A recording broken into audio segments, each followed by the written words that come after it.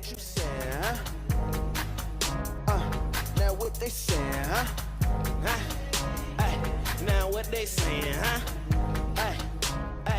Now what they saying. And we're here on Talk of the Town with a very special guest, Mrs. Sarah Collins Rudolph, who was a victim of the 16th Street Baptist Church bombing in 1963. Mrs. Rudolph, thank you for joining us today. It is a pleasure. No, thank you for having me. How are you enjoying your stay in New Jersey so far? Well, I really have been enjoying myself. You know, we went to the towers and we rode the subway, something that we don't have in Birmingham. So I just really been having a good time here. Definitely, and we're honored and blessed to have you with us. Thank you. Now, I know, do you recall the day that it happened? Yes, I recall the day. You know, on that day, Janie and Ada and my two sisters, we walked to church. We walked about 17 blocks. And while we was walking, Janie had a little purse, black purse, and we was throwing it and catching it. We laughed all the way to church, not really knowing what we was walking into that morning. So when we got there, we went to the ladies' lounge and freshened up. And Janie, she went on to her class upstairs with, adult classes. And we stayed downstairs because our class was down in the basement. And while we was in the ladies' lounge, that's when Denise McNeil, Cynthia Morris Wesley, and Carol Robson, they came in. And they spoke to us and walked on the other side with the stalls. And when they came out, all the three of them, they came out together. And I was standing by the sink. And Denise McNeil stopped in front of me where Ada was by the couch and asked Ada to tie the sash on her dress. And by that time, when Ada reached her hand out to tie it, that's when the bomb went off. Boom! And it was so loud till all I can do was just say, Jesus! And I heard someone say, somebody bombed the 16th Street Church. And it was so clear as though this person was in there, but it had blew a big hole into where they was sitting. Because when it went off, I didn't see anything because I was blinded by the glass debris. And it's so tragic that even happened, and it's crazy because that happened in '63. We're still facing, that's American terrorism at the end of the day. That's what it is. We're still facing that today, what we're going through. Yes. So when this happened, what happened did they convict these fellas? Yeah, they convicted Chambers about it. I think it was in about 78, Robert Chambers. And they waited 38 years to convict the other two, Blanton and Cherry. 38 years. 38 years. Wow. So they waited 38 years when these guys were just about old and... They was old and they lived their life, you know. So when they convicted them, Cherry in 2002, and he died two years later. Wow. So, for you to go through such a dramatic situation and terrible, unfortunate event, how did you find the courage to stay strong and be able to share your story like this with others? God had to do a lot in me. Because I was suffering with nervous condition and also a lot of fear. And it wasn't until I gave my life to God, God started working in me. Because, at that time, when I got older, I was drinking, smoking marijuana, but it didn't do me any good. It wasn't until I came and God, He did a work on the inside of me. That's what I want to talk about tonight, how God healed me from all that what I went through. Because at the age of 12, that was something a child shouldn't go through. But I went through it, and what the devil meant for evil, God turned it out for my good. Because I go around telling people the young people now. When something like that happens, you know, the devil will tell you to turn to alcohol and drugs, but that don't help. Exactly. We just had to give it over to God and let Him do the work in us, and that's what He did. Yes, ma'am. And we thank you for being so strong enough to even say, you know, I'm gonna give it to you, God. And what's some advice that you can give? Because, you know, a lot of these kids nowadays, they give up easy. Not even just the kids, adults give up easy. And if you could get through a situation like that at the age of 12, that should be encouragement to you guys out there who feel like giving up right now. What are some words that you can give to some of the viewers who's at that point right now in their life? For one thing, we got to really stay in church. Yes. And we got to learn the ways of God. Because we live this street life. So many of our young people are going to jail. And they want to rob. But that's not the way. We just got to really turn all our problems over to Him. And He'll be surprised because, you know, God said, cast all our cares unto Him because He cares about us. But we, young people, the jailhouse is full of our black young people, and if they're not in jail, they dying in the streets. So we just got to really just trust God with our problems. Just pray. We got to pray more. And we some schools, they have taken God out school, but they need to put God back in, because when we was going to school, we had devotion, we prayed, we had the Pledge of Allegiance, but they want to take all that away from our young people, and that's what they need. Yes, ma'am. They need to start that back. Yes, ma'am. Put Him back in His place. Yes, ma'am. And we thank you again for joining us on the Talk of the Town. We'll be back in a little bit. Did you know about 40% of high school graduates don't attend college each year due to financial restraints? So that's why I decided to start the Hometown Hero Club, where 25% of each purchase will go towards a scholarship fund and be awarded at the end of each year to the next hometown hero. We're here with a very special guest, one of my mentors, the founder of the Harlem Fine Arts Show, Mr. Dion Clark. Thank you for being on the show today. My pleasure, Ashton. It's great to see your growth and your progress and all the great things you're doing in the state of New Jersey and globally also. So my hat's off to you and your program and some of the good things that you do. Thank you, thank you. And not a lot of people know Mr. Clark was the first person to give me an internship ever. So I appreciate you for doing that. Well, you deserve it because you're always hardworking, have a good focus, and want to do better things in life. And so that deserves mentorships, that deserves opportunities, and that's what our young people should look for, to be able to not always get a quick return on their investment, but to look and see how you can really maturate things and make yourself more successful in the game of life. Yes, sir. Yes, sir. So could you tell the people a little bit about the Harlem Fine Arts Show? What year it was founded? How did you even come up with the idea to do this? Well, the Harlem Fine Arts Show is the largest African diaspora traveling show in the United States. We have been around for the last 7 years. We just celebrated our 7th anniversary at a great show at Riverside Church, and we look to get bigger and better. The show was actually a hybrid of a show that really started in the 1990s, and it was developed by a gentleman by the name of Jocelyn Wainwright and Stedman Gray. Oprah's best friend. And as that show progressed, I had the opportunity and the privilege to work as one of the marketing directors and individuals that actually brought in sponsorship types of opportunities. And when they slowly decided to no longer do business, I saw that this was an opportunity for JWD Enterprises, that's the company that I run, to really develop the Harlem Fine Arts Show, take what was left of the National Black Fine Arts Show and change it and make it the Harlem Fine Arts Show. And we took it to Harlem, and over the last 7 years we've really developed it in a cultural nutrition type of basis, and we really kind of have done some fantastic things, if I say so myself. Yes, sir.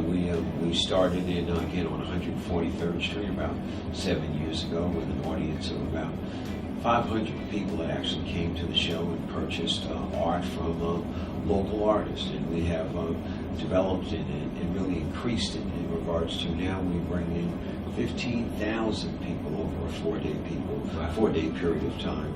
We have over 80 artists and galleries from around the United States that comes to sell their particular wares and bring that cultural nutrition that we talked about to the Riverside Church, and we've been able to grow the show in many ways. We are now in Martha's Vineyard celebrating our 5th anniversary.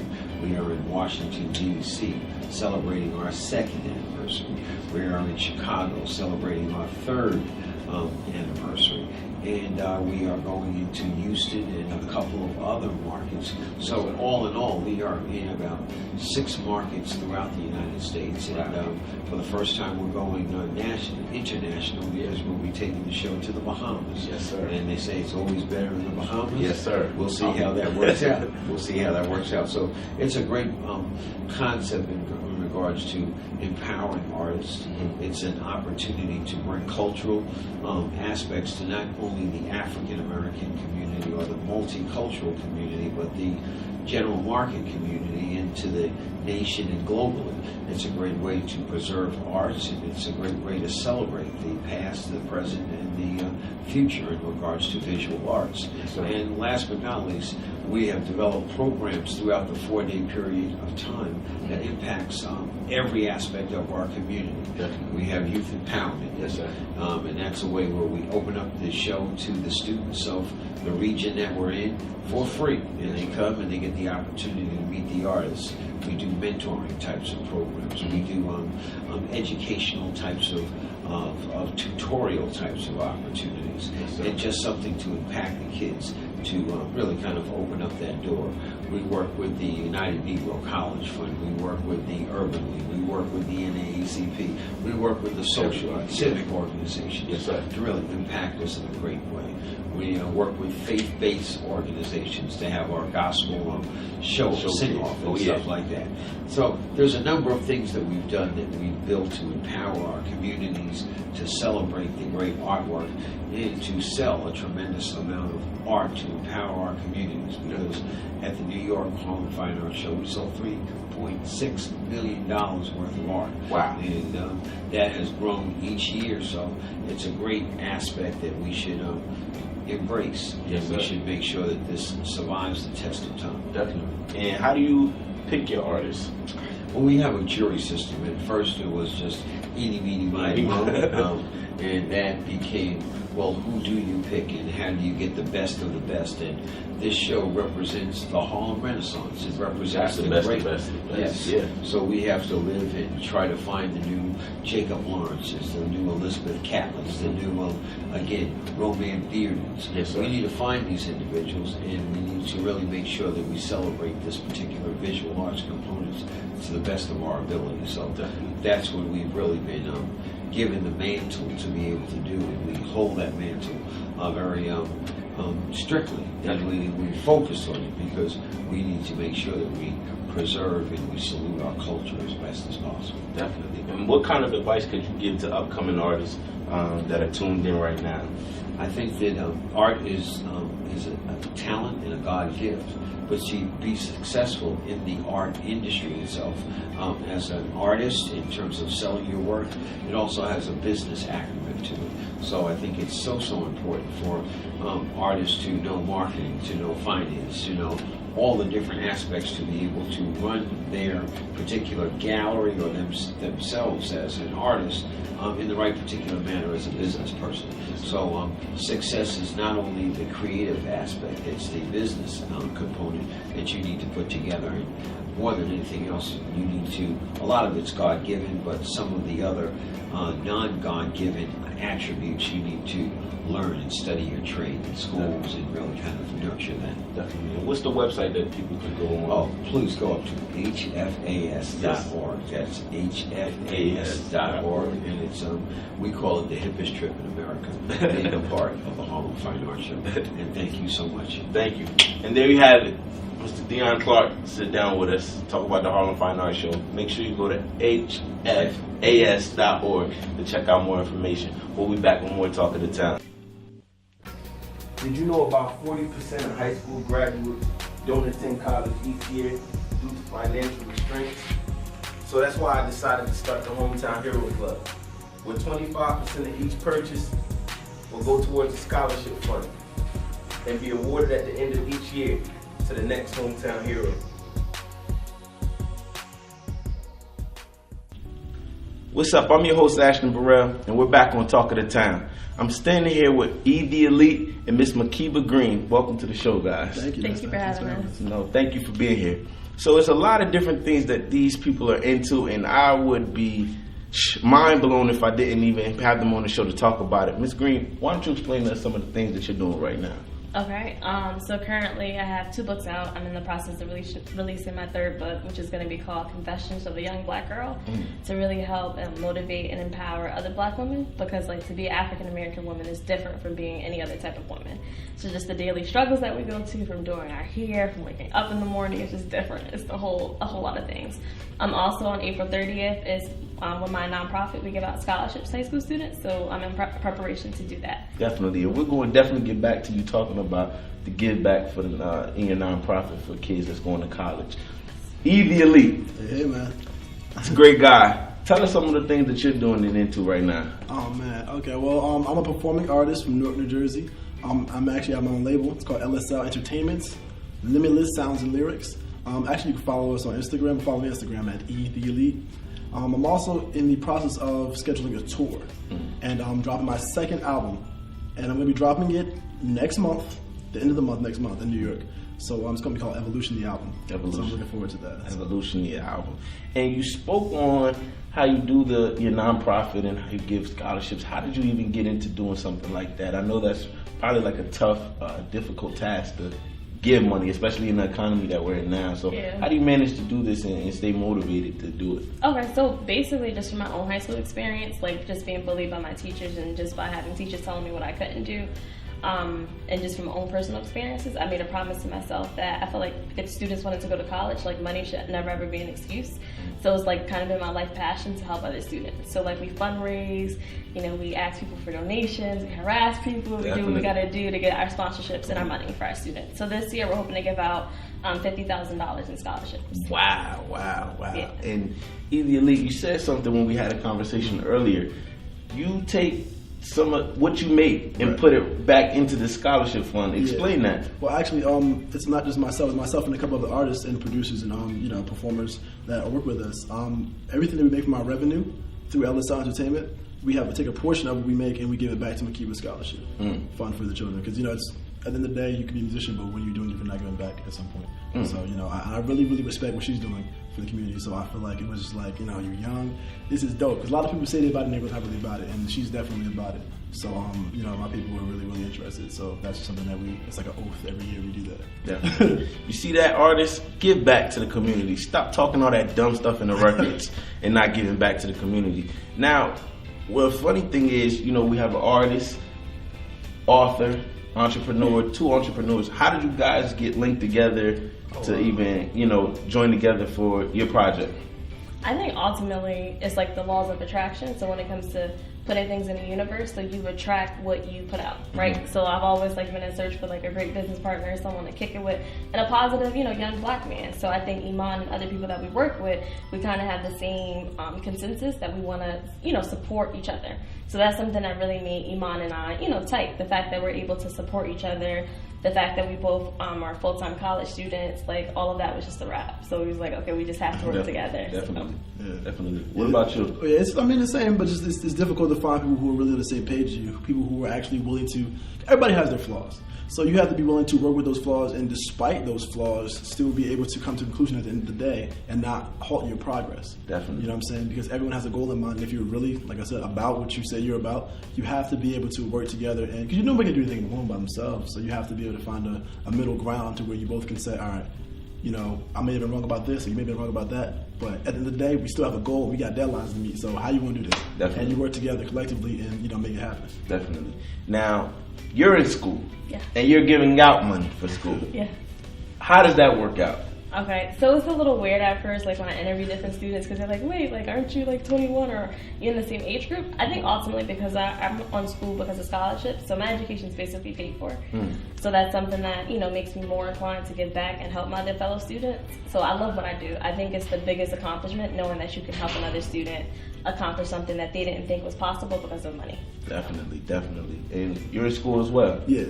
How do you manage to be full-time artist, full-time student, full-time entrepreneur? Yeah, and actor. And actor. Oh, and actor. No, but I mean that. Well, really, my thing. I pay out of pocket. Oh. But it's all good. We're gonna need to hold a couple It's all dollars. good. But it's all good though. It's you know, I wish I didn't have to, but it's all good. But you know, at the end of the day, that's the reason why we do it, because you know it's a struggle. You know, it's a necessary struggle, because you know at the end of the day, you know you want to progress. It's an And investment. you have exactly, and it's an investment. It's an important investment, something that everyone should do. Everyone should be entitled to an education. You know, our people fall for these rights, and for us to have it and to squander it is a waste. Definitely. You know what I'm saying? So, and I want people to not have that as an excuse, and I want people to be able to, you know, get an education without having to worry about paying out of pocket. You know what I'm saying? I don't need. I've already been there. You know what I'm saying? Definitely, definitely. So, with you doing this, you know, giving scholarships back, writing books, and you being an artist, you know, what could you say to people that's trying to find their niche on what they're trying to do in life? You know, young people who's your age, you know, and still saying, I don't know what I'm going to do with myself. What advice could you give to them right now? We'll start with Miss Green, and then we'll come right back to you. Okay, the advice I would just say ultimately is always keep the faith, right? So a lot of times when we don't know what we want to do, we always feel like it's something wrong with us, that it's supposed to be a time frame, by 21 I'm supposed to know. Like, no, it doesn't work like that. Like, sometimes you can say I want to go to law school and you realize that's not for me. So there's no like set time when it comes to success. Like, everything happens in due time. So I would just ultimately say keep the faith. And understand when you put something out in the universe, it will happen. It may not happen when you want it to happen, but it will happen. And when you truly believe in yourself, it doesn't matter. Everything else is, you know, is a done deal. Definitely. So. Sure. Well, really, the funny thing is, this is what I would say. I would say that do what's going to make you happy. Not what makes you happy, but what's going to make you happy. You know what I'm saying? Like, if we're partying, and you know, I'm not saying you can't go party, but if we're partying and drinking, all that stuff makes you happy, it doesn't necessarily be the thing that's going to make you happy in the future. You know what I'm saying? If what you like to do is the party scene, then you can promote. You can do, you know, you can own your own club, your own venue. There's things you can do of that nature that will make you happy, that still put you in that environment that you enjoy, without you having to squander your time and, you know, just not get what you want to be in the future. Definitely. So you have to make sure that you're very, very careful about what you do, and just put it into the universe and do what's going to make you happy in the future. Invest your time, invest your money, invest, you know, your passion. Do what's going to make you happy. Definitely. And ladies and gentlemen, as you can see, the future is in great hands. We have a great generation. People are always talking about this generation ain't doing what they're supposed to do. It's clear we having examples to my right and to my left of me. We'll be back with more Talk of the Town. Did you know about 40% of high school graduates don't attend college each year due to financial restraints? So that's why I decided to start the Hometown Hero Club, where 25% of each purchase will go towards a scholarship fund and be awarded at the end of each year to the next hometown hero. And now, welcome to Fashion 101. And we're here on the Talk of the Town with Ashton Burrell. We have a very special guest right here with us today, Mr. J. Alexander Martin, the co-founder of FUBU, which I know a lot of people wore. Appreciate you for being here with us. Thank you. You better have. Oh, You good. better have, boy. You stop. Perfect. So first, let's just jump right into it. Did you think it would be what it ended up being? You know, it's funny when people ask that question. I say yes. My other partners say no. You know, they give some old political answer, but I say yes. To be honest, FUBU wouldn't have been started if it really wasn't for, you know, my drive to actually make it start. Yes, sir. A lot of times people don't really know the real story, and behind any business or any, you know, phenomenon, there's a story, and then there's another story. So I can begin by just telling you straight up, this is what happened. So basically, Dave and John, my partner, very cutthroat, not necessarily cutthroat, but very, you know, shrewd, or just, you know, he basically wants money, wants to be a businessman, period. Like, just what he does. Like, 'cause look, I mean, if he could sell some shoestrings to you or sell some water or sell He some gonna air, sell it. he gonna sell it. He gonna just try to figure it out. You know, that was just my friend, especially when he was as a kid, because we grew up together. Me, I was more of a guy who just wanted to be in fashion. You know, I kind of found what I wanted to do at a sort of early age. Went into military to try to be in fashion, which I don't know what I was thinking. Yes, but sir. I did be able to come out with a GI Bill and go to college and go to fashion school. So basically, to fast forward backwards, or to rewind, I should say, Damon was making some hats. I saw he's making hats. I was like, this is nice. You got a label here from and you got a name. Let's turn it into a clothing line. He Yes, looked at me sir. like, what the heck is a clothing? I know it's a clothing line because I know what I buy, but I don't know how to do that. I said, well, I do. So I had got in the military on a medical discharge. I Wow. got $7,000 from an award that I got from they called no fault insurance back at the time, and I took $6,000 of it and gave it to him. Actually, Wow. $5,000 gave it to him, and I kept $2,000. That's a good friend. And I said, gave it to him, not just gave it to him, but I said, Yeah. listen, this is what we could use to start the business because we didn't have any money. He had just made a couple of hats. He sold a couple. He figured, okay, whatever. It was just the hat to Investment, be yeah. for a second, whatever. So he had made a little bit of investment prior to me. I made a little investment. So then in turn, he called himself president. I called myself vice president, and that's how it pretty much started. Wow. And so, you know, from my memory, I remember seeing FUBU everywhere. You know, seeing LL with it, you know, with the one pants leg up. Even seeing Ray J with it on Moesha. How did you even get into that lane? You know, in the music videos, the TV shows. You know, because it wasn't nothing like that. Well, what happens is this. A lot of people, you know, they go through we zig and zag. That's what we always did. And we kind of kept that to ourselves. Yes, sir. You know, we didn't team up with this person, team up with that person, team up with this group. We just did what we wanted to do and how we wanted to do it because he knew what the people wanted. I was very, I'm inclined, you know, it's not just me, you know what I'm saying. I look at the Holy Spirit, God, you know, as my Savior to tell me, listen, this is where you should go, this is where you shouldn't go. Yes, sir. And I wound up knowing what people wanted. And in turn, what we would do is we'd say, okay, we need to go this way, we need to do this. We would do marketing where we would pull down the gates of the store and put our name on it to the authorized user. It didn't cost them anything, so they didn't care. The gates now, it doesn't matter. Exactly. Authorize a vendor of FUBU. So we put the FUBU sign up. Everybody know to go there and buy FUBU. Like we would do, you know, with LL when he did the Gap commercial, he wore FUBU on the Gap commercial. On the Gap commercial. We just Crazy. did things a different way, and we didn't hold ourselves up to the other people that were doing it. And of course, there's forefathers of Carl Kanai, or you know, like he's the forefather. Like anytime I try to have an interview, I try to mention him, let him know, everybody know that he was the one that really started. You know, started to start the map. Yes, sir. Put like urban fashion, really, as far as we're concerned, Yes, on sir. a map. We just took it and marketed the hell out of it. So what's some advice you can give to upcoming fashion designers and people, you know, trying to make clothing lines and following the steps of you? Well, you know, like I said, one thing I'm gonna tell you, I'm the president of the New York State Black Chamber of Commerce. So what I do is I give back, and I give back when it comes to business, and I analyze, I sit there and I talk to different businesses and entrepreneurs, and I say, well, listen, this might not be what you're supposed to be doing. You know, sometimes need it's to not. hear that, Sometimes yeah. you hear that. And I look at you and I say, listen, first of all, first thing first, consistency. Yes, sir. Consistency. If they can't rely on you to have a consistent product, to have a consistent or a good product or whatever, what's the use? Pointless. You know? Pointless. And if you can't get up every day when you don't want to, and you can't do the things and make the sacrifices that's needed to build your business when you don't want to, then you need to go work with somebody. Call it quits. It's funny. I'm part of charities. I go to Haiti 3 times a year. Wow. I'm not even Haitian. And it's you know, they call me the dolphin and my partner is the shark. It's the funny thing that, in comparison. But you know, we all do what we have to do to try to kind of get this thing going. Wow. Perfect.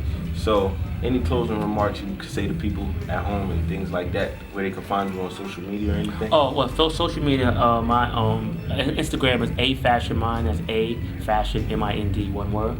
My Twitter is the letter J, which is my name, Alexander, the letter M. That's Twitter. Facebook, I'm a little not sure. I know it's J. Alexander Martin. You can just Google type that in, yeah. I think it's best just to Google me. Fashionmind.com is my site. I like you, everyone, to go on fubu-tv.com and join that, then you could understand a little bit more about our television network. I'm hoping to push that a little bit more. And I know I have 350 million reach. I'm trying to get to 400 or 500. Yeah. So, like 400, 500. That's a better number. Definitely, that's so true. So anything new, please come back to the show and let us know. Please, definitely. And we also have Fubu Radio. Sorry, we forgot to mention Fubu Radio. Fubu.com. You can talk Fubu.com or FubuRadio.com or FubuHotel.com or Fubu-TV.com. I mean, just type in Fubu on Google and you'll find something, right? Yeah, right. Definitely. But Jay, I appreciate you. I appreciate you. Thanks for the interview. Appreciate you for being on the show.